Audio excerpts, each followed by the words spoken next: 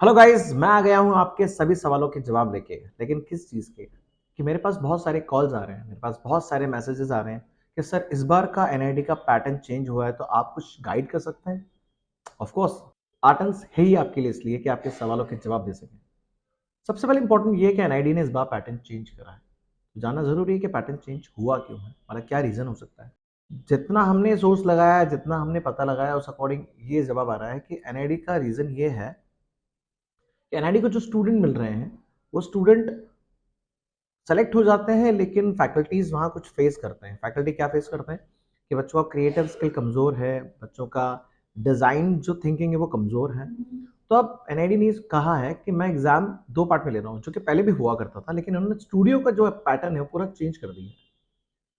जी हाँ, दो पार्ट में एग्जाम होता है आपका, डीएटी प्रीलिम और डीएटी मेंस। डीएटी प्रीलिम्स ये क्या एग्जाम है जो 21 दिसंबर 2025 को होने जा रहा है। ये आपका डीएटी प्रीलिम है। एनआईडी ने बोला है कि ये एग्जाम जो है ये सिर्फ आपका क्वालिफाइंग एग्जाम होगा। इसके जो एग्जाम्स के मार्क्स हैं, ये मार्क्स अब आपके नेक्स्ट स्टूडियो राउंड में ऐड नहीं होंगे, जिसके बेसिस पे आपकी रैंक बना करती थी। एनआईडी ने बोला कि अब जो प्रीलिम है वो सिर्फ क्वालिफाइंग एग्जाम है। अब बच्चों ने मुझसे पूछा सर डीएटी जो प्रीलिम है ये क्या है, इसमें कोई चेंजेस वगैरह हैं? चलिए ठीक है, पहले डीएटी की बात करते हैं। डीएटी जो एग्जाम है वो आपका हार्ड कॉपी बेस्ड एग्जाम है। इसका मतलब है कि आपको एक हार्ड कॉपी पेपर आएगा जिसमें आपकी बुकलेट आती है, उसमें सील होता है, वो सील खुलेगी और देन उसका आपका पेपर देना है। ये पूरा एग्जाम आपका इंग्लिश फॉर्मेट में होता है, तो आपको इंग्लिश में ही पेपर देना है। इसका कोई अलग लैंग्वेज कन्वर्जन नहीं आएगा, यानी कि आपको कोई और दूसरे लैंग्वेज में पेपर नहीं आने वाला है। अब बात ये आती है कि ये पेपर जो है 3 घंटे का पेपर यानी कि 3 आवर्स बेस्ड पेपर है। ऑल ओवर इंडिया एक ही डेट में यानी कि 21 दिसंबर 2025 को ही एग्जाम एक साथ कंडक्ट होगा। इसके सेंटर्स जो हैं वो आपको वेबसाइट पे बुकलेट के अंदर मिल जाएंगे, और हॉल टिकट जब आएगा तो आपको उसके अकॉर्डिंग सिटी ये अनाउंस कर देते हैं, लेकिन एग्जैक्टली आपका सेंटर क्या है ये 3 दिन पहले ही आपको पता चलेगा। सो पेपर क्या है एग्जैक्टली? जीएटी जो पेपर है आपका, यानी कि जनरल एप्टीट्यूड टेस्ट, ये जो पेपर है इसके जो आपके मल्टीपल क्वेश्चंस आते हैं, इंग्लिश के आते हैं, जीके के आते हैं, करंट अफेयर्स के आते हैं, कुछ मैथमेटिक्स मेंसुरेशन के क्वेश्चन आते हैं। ये जीएटी जो पेपर है ये आपका तकरीबन 25 to 27 क्वेश्चन आते हैं, और इसको 1 घंटे में किया जाता है। मतलब पर्टिकुलर सेट नहीं है आपका टाइमिंग, तो आप फ्लक्चुएट कर सकते हो, किसी भी पार्ट में जाके पहले अटेम्प्ट कर सकते हो। तो आपका जो जीएटी वाला पार्ट है इसमें कुछ 25 से 27 क्वेश्चन आते हैं, और ये इजीली 1 घंटे में सॉल्व किए जा सकते हैं, क्योंकि एमसीक्यूज बेस्ड क्वेश्चन आते हैं और इसमें कोई नेगेटिव मार्किंग नहीं है पूरे पेपर के अंदर। तो उसकी प्रिपरेशन अलग कराई जाती है, उसमें सारा कंटेंट आपको प्रोवाइड कराया जाता है जितना आपको फिल्टर डेटा होता है। और क्या होता है ना, बेसिकली एक्सपीरियंस के आधार पे हम लोग ये प्रिडिक्ट कर लेते हैं कि क्या क्वेश्चन पहले आए थे और क्या क्वेश्चन अब आ सकते हैं, और वो प्रिडिक्शन के तौर पे आपको पता चल जाएगा कि हमारे क्वेश्चन कैसे आने वाले हैं। और जैसा कि मेरी पूरी प्रीवियस वीडियोस हैं, आप उन्हें देखेंगे तो आपको पता लग जाएगा कि मेरे जो मेरा प्रिडिक्शन है बहुत परफेक्टली मैच खाता है। 95% मेरा प्रिडिक्शन मैच खाता है, क्योंकि इससे पहले जो वीडियो डाल रखी मैंने, एग्जाम से पहले की वीडियो है यूट्यूब पे और एग्जाम बाद में हुआ है, तो आपको पता लग जाएगा कि जो वीडियो हमने बना के डाली है वो पहले का प्रोडिक्शन था और वही क्वेश्चन पेपर में आ चुके हैं।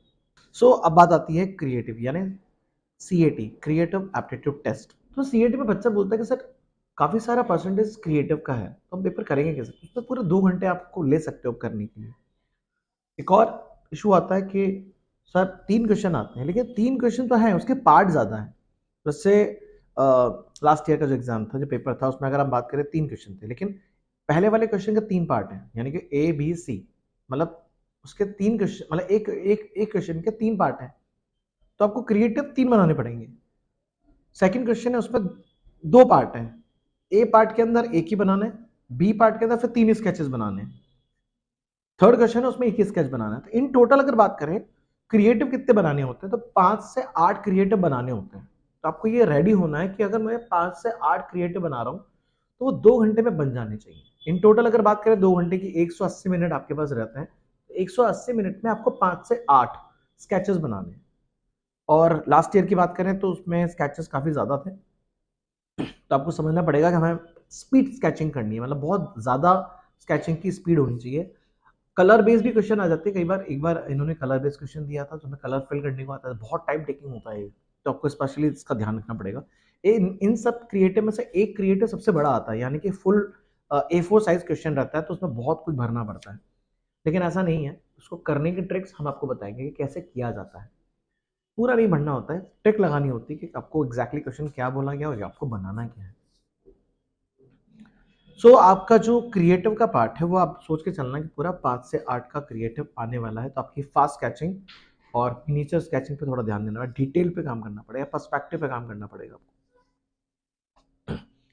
अब हम बात करने जा रहे हैं पेपर की। मैं स्पेशली मैंने पहले बताया कि there is no negative mark, तो आप पूरा पेपर करिए, आप छोड़िए मत कोई भी क्वेश्चन को। आप अगर आप मान लीजिए आपको नहीं आता है तो एटलीस्ट आप थोड़ा क्वेश्चन को समझ के अंडरस्टैंडिंग बिठा के उसको टिक करिए, लेकिन उसको छोड़िएगा मत, बिकॉज मे भी हो सकता है कि अगर आपका तुक्का काम कर जाए और वो पेपर का जो क्वेश्चन था वो सही हो जाए। ठीक,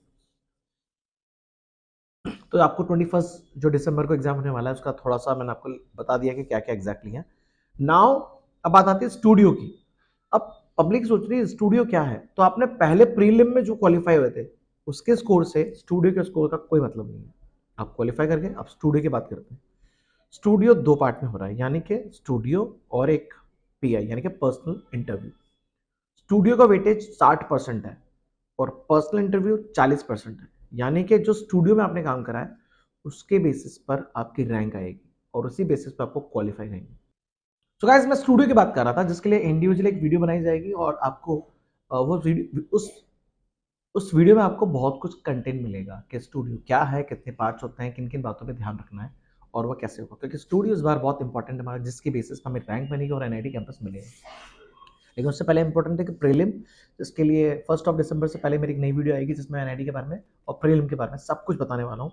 पेपर कैसे सॉल्व करना है, किन बातों पर ध्यान रखना है, जीके का कंटेंट कहाँ से मिलेगा, करंट अफेयर में क्या पढ़ना है, रीजनिंग क्या पढ़ना है, रीजनिंग के कौन से टॉपिक इंपॉर्टेंट है, सब कुछ।